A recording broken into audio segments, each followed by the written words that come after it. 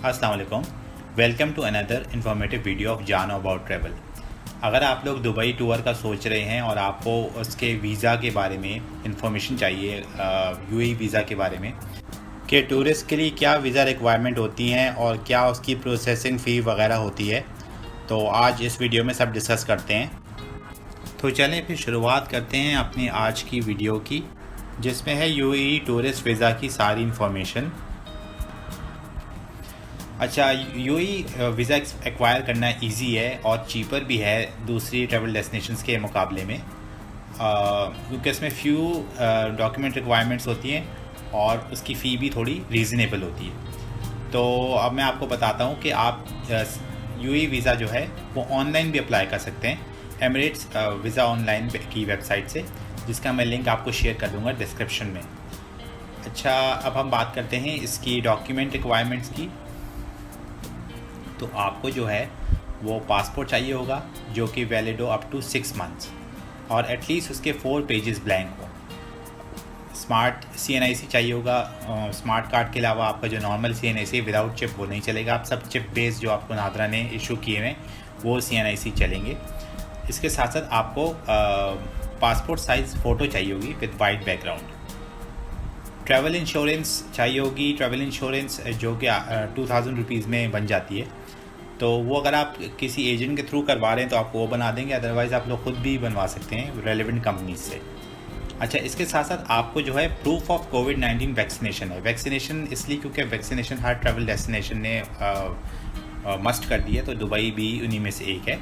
अच्छा, आपको एक चीज़ ख्याल रखना पड़ेगा, अगर आप कोई जो भी आपने वैक्सीन लगाई हुई, चाइनीज़ वैक्सीन जो भी हो, एक्सेप्ट फॉर पाकवैक या कैंसिनो बायो, ये 2 वैक्सीन हैं जो कि दुबई एक्सेप्ट नहीं करता।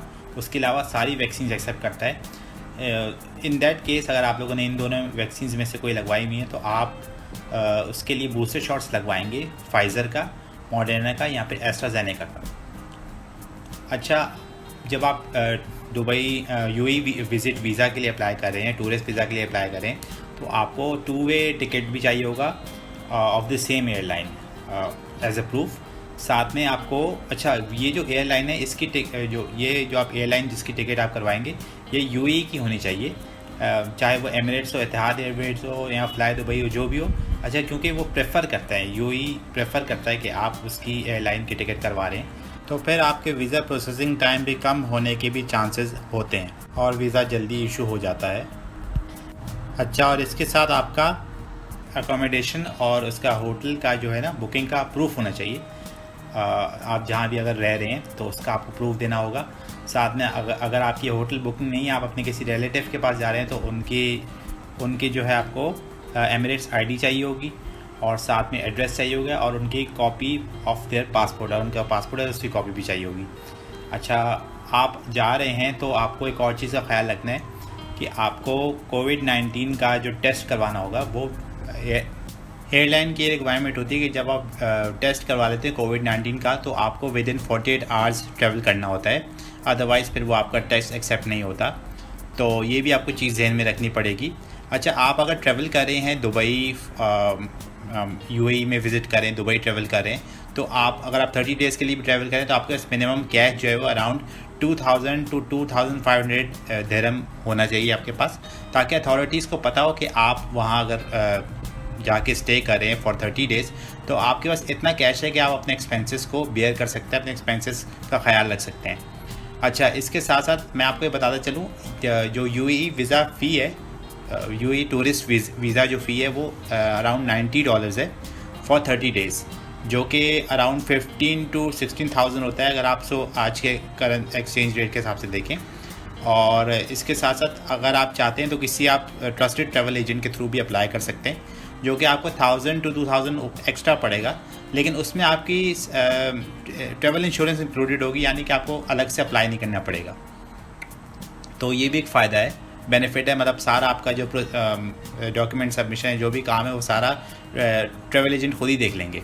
अच्छा, यूएई की जो वीज़ा की जो प्रोसेसिंग टाइम है that is around 3 to 4 days, लेकिन कुछ केसेस में ऐसा भी आजकल के वो 2 हफ्ते तक भी हो जाता है, तो रिजेक्शन के चांसेस बहुत कम हैं।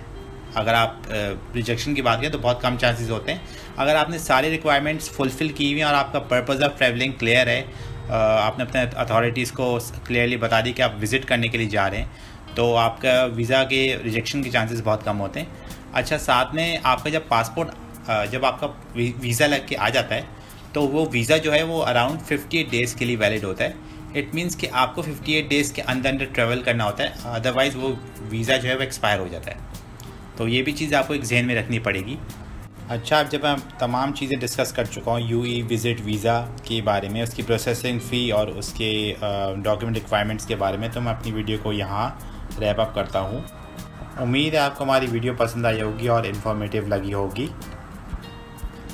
इसको अगर अच्छी लगी तो इसको लाइक करना मत भूलिएगा।